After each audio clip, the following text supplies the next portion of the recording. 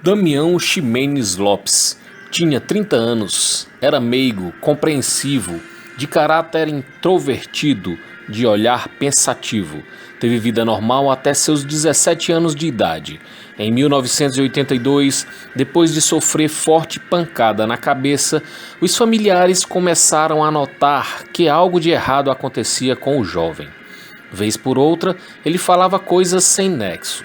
Algum tempo depois, Damião foi ficando depressivo. Durante 13 anos, alternava entre meses de crise e meses de vida normal, sendo que no início, as crises eram menos frequentes e de curto período. Com o passar do tempo, a situação foi se invertendo. As crises eram mais prolongadas e frequentes.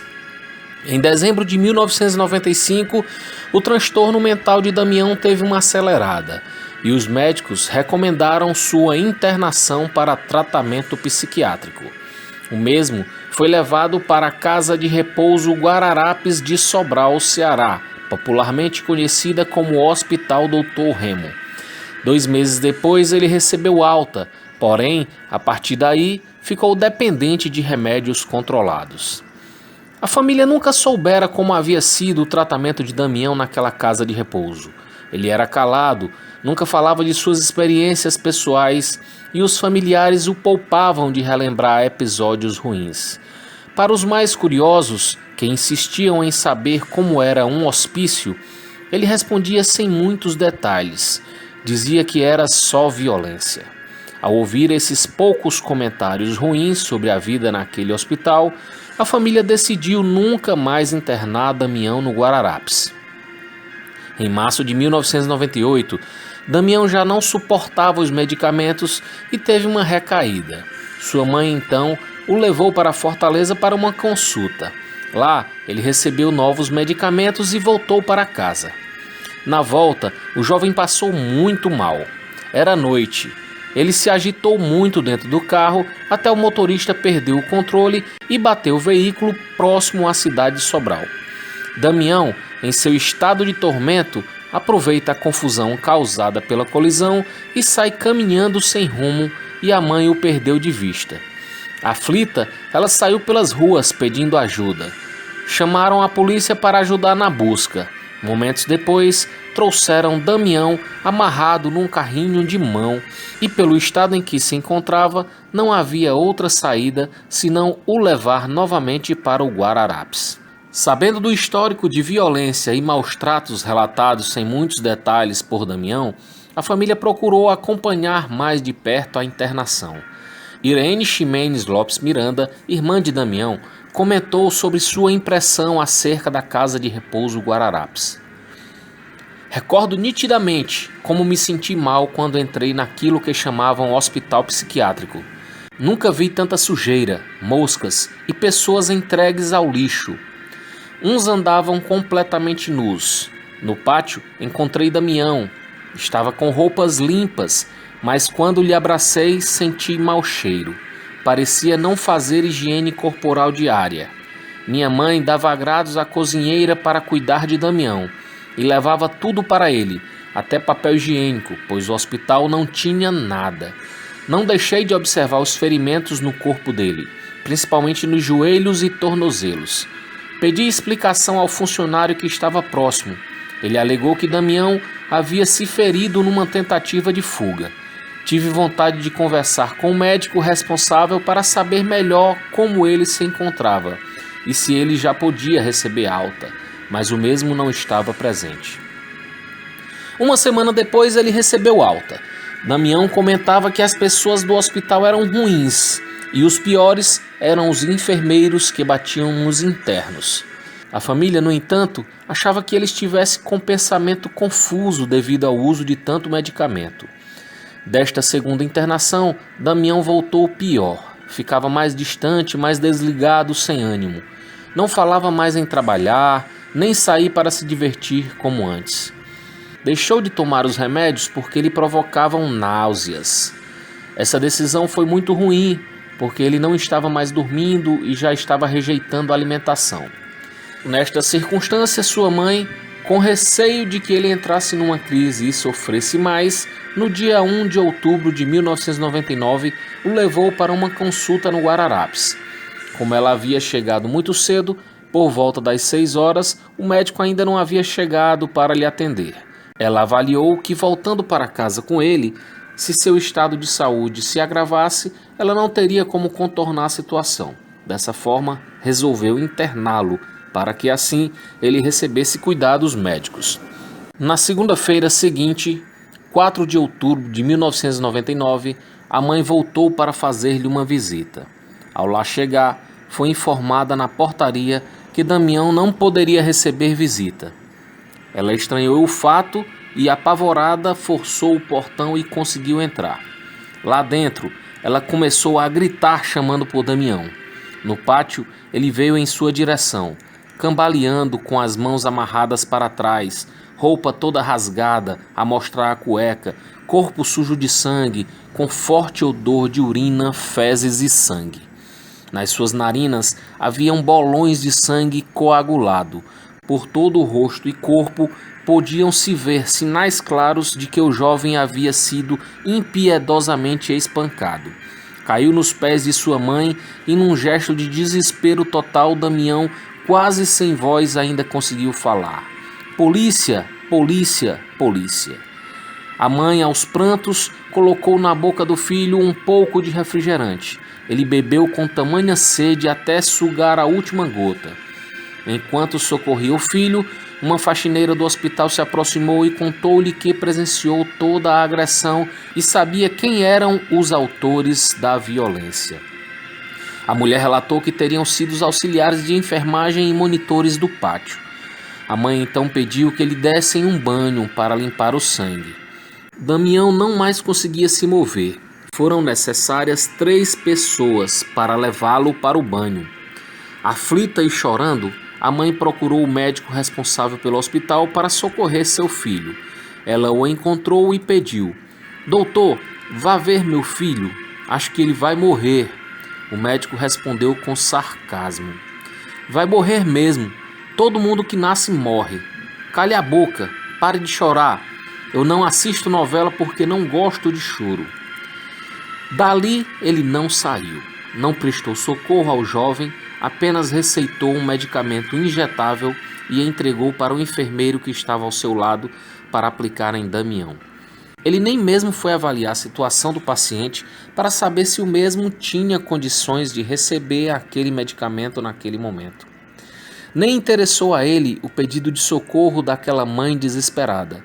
Em momento algum ele demonstrou preocupação com a vida de Damião. A mãe então voltou para ver como estava seu filho e o encontrou no chão ao lado de uma cama de bruços, completamente nu e ainda com as mãos amarradas para trás. Ela quis afagá-lo, mas o enfermeiro recomendou que não o tocasse, pois ele havia tomado uma injeção para dormir. A mulher ficou por alguns minutos ali, observando, mas sem ter o que fazer e com o coração aflito, ela se viu obrigada a ir embora para Varjota, no Ceará, a sua cidade, distante 72 quilômetros de Sobral.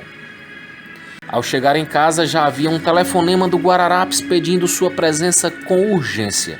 A mãe retornou imediatamente na companhia de um genro.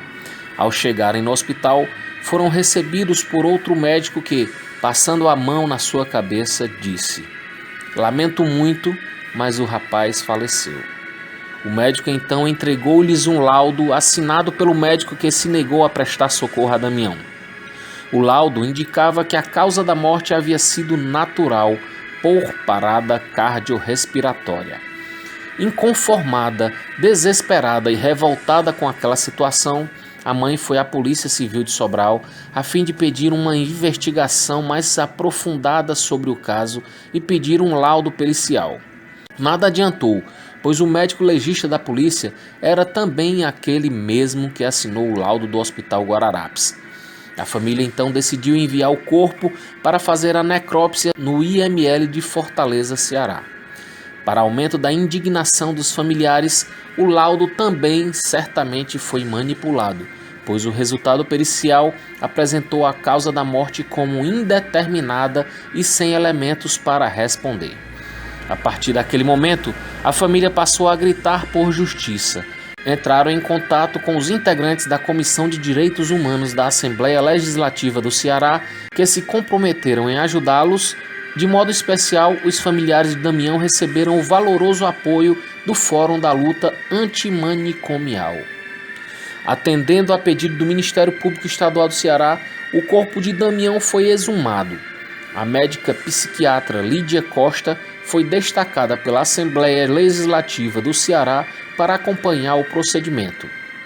Ela relatou que chamou sua atenção o fato de o crânio da vista estar aberto e que havia o relato do motorista da ambulância que fez o traslado para o IML de Fortaleza, alegando que tinha muito sangue em sua cabeça. Porém, essas informações foram omitidas no laudo da necropsia. A morte de Damião e o clamor de sua família obrigaram as autoridades a dar uma resposta à sociedade. Depois de várias inspeções naquele manicômio, veio à tona o mais crítico, o mais bárbaro de toda essa tragédia. Damião não foi a primeira e única vítima. Espancar, torturar, estuprar eram práticas rotineiras dos funcionários do Guararapes. A denúncia ficou tão bem fundamentada no relatório da auditoria da Secretaria de Saúde de Sobral realizada naquela casa de tortura. O caso de Damião não ficou só no Ceará. A família não se cansou de divulgar e clamar por justiça, e aos poucos foi sendo repercutido por todos os estados do país. A Casa de Repouso Guararapes foi então desativada pelo então prefeito de Sobral, Cid Gomes. Faltava punir os responsáveis diretos pelo assassinato de Damião. Mas a justiça brasileira se mostrava deficiente, pois 6 anos após sua morte, o processo ainda se arrastava na primeira instância. A cada ano que passavam impunes, aumentava na sociedade e principalmente na família o sentimento de revolta.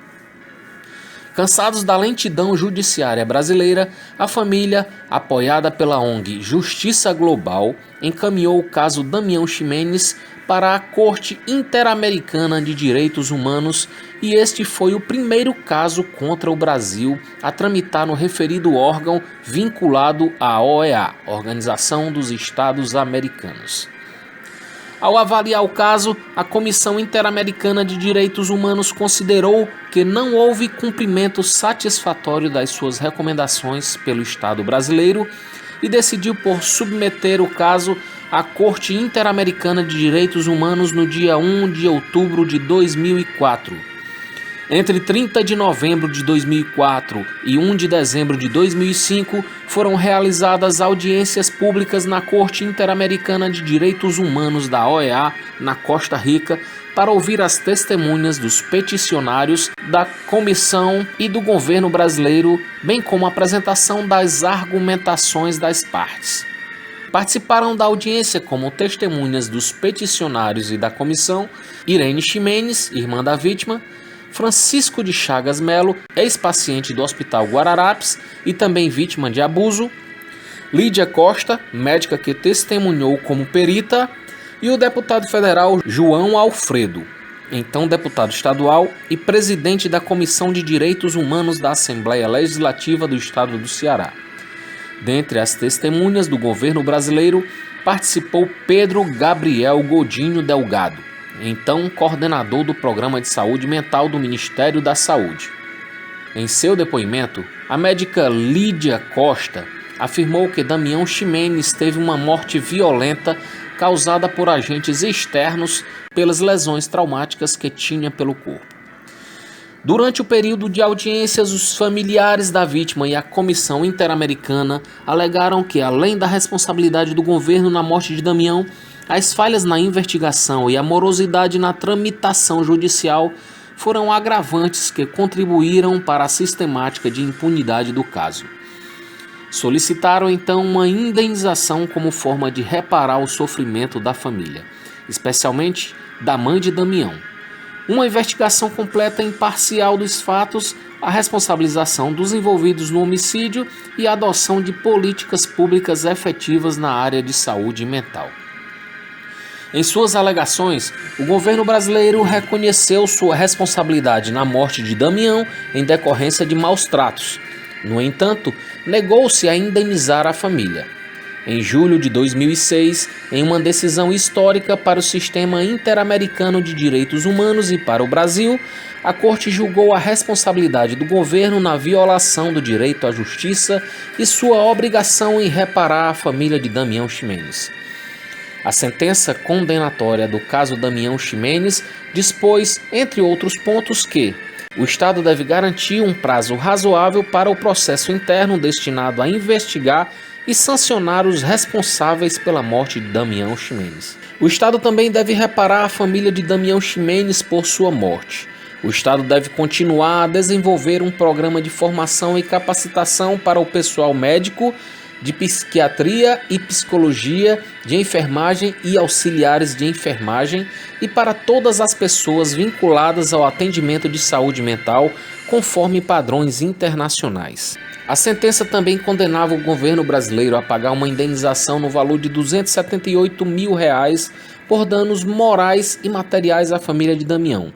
Porém, um ano depois da decisão, os responsáveis diretos pelo assassinato de Damião ainda não haviam sido responsabilizados, motivo pelo qual a ONG Justiça Global, juntamente com a família, encaminhou novo documento à Corte Interamericana de Direitos Humanos da OEA, solicitando que o referido órgão continuasse a acompanhar o caso.